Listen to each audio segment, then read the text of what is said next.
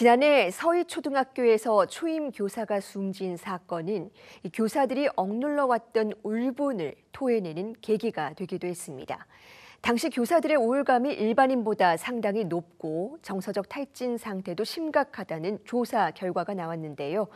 1년 만에 똑같은 조사를 다시 해봤더니 상황이 조금도 개선되지 않았고 몇몇 지표는 오히려 나빠진 것으로 나타났습니다. 먼저 영상부터 보고 오겠습니다.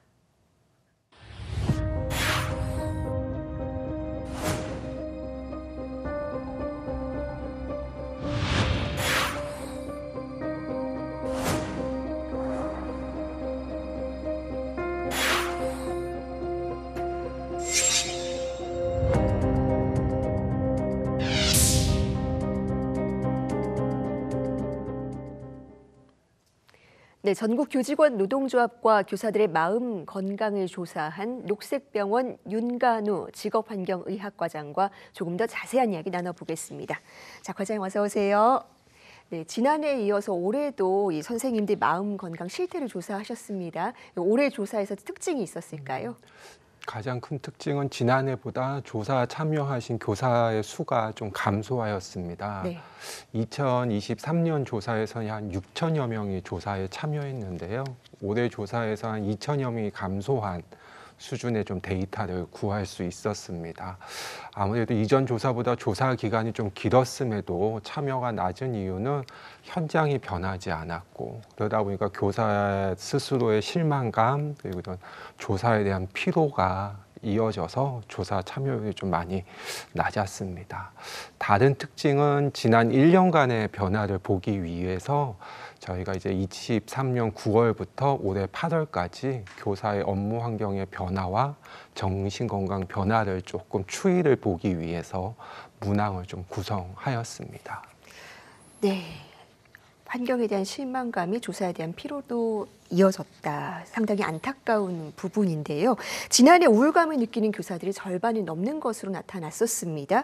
올해 상황은 어땠습니까? 네, 저희가 조사를 진행하기 전에는 그동안에 여러 대책들이 나와서 그래도 교사의 업무 환경과 정신건강 수준이 조금 더 나아졌을 거라고 기대를 했습니다. 하지만 데이터를 분석하면서 좀 많이 당혹스러웠는데요. 우선 지난 1년간 업무에 대한 스트레스 그리고 어떤 정신건강의 수준의 변화가 전혀 없었습니다.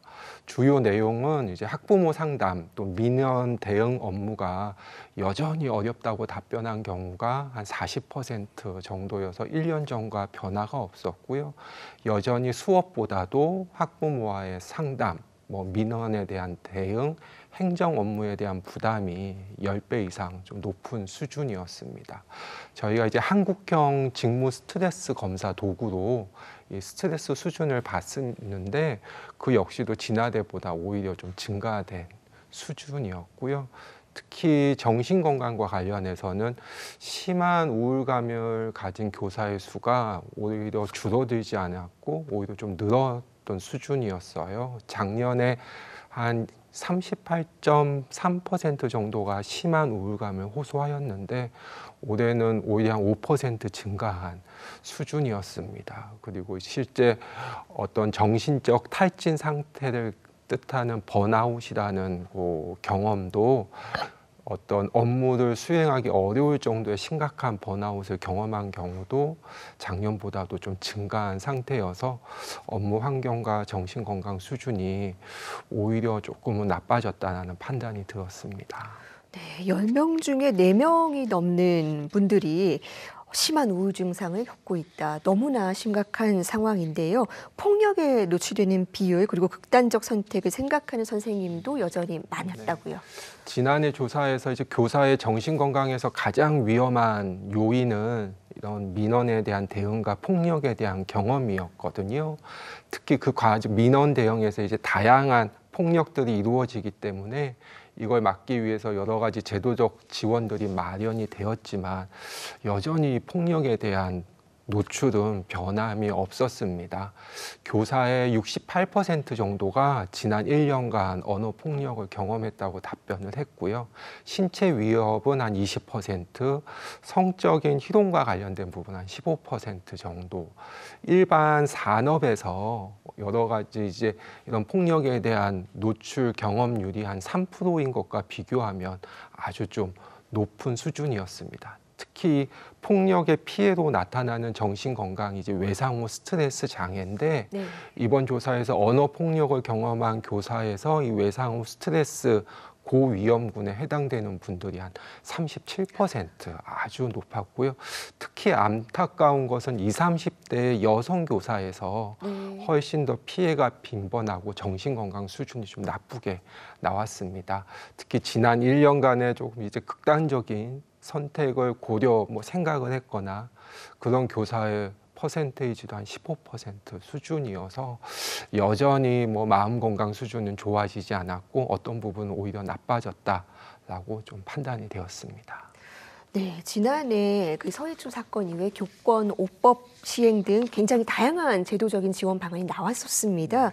그런데 현장에서 이 효과가 없다고 보는 걸까요? 네, 지난 이제 조사 이후에 실은 다양한 대책들이 마련되었고요. 특히나 이런 마음 건강 회복 TF가 구성이 되어서 전담팀도 만들어지고 이런 정신 건강에 대한 진단이나 치유 프로그램들이 조금 더 많이 만들어졌는데 아직도 좀 예방적인 부분들은 좀 많이 부족합니다.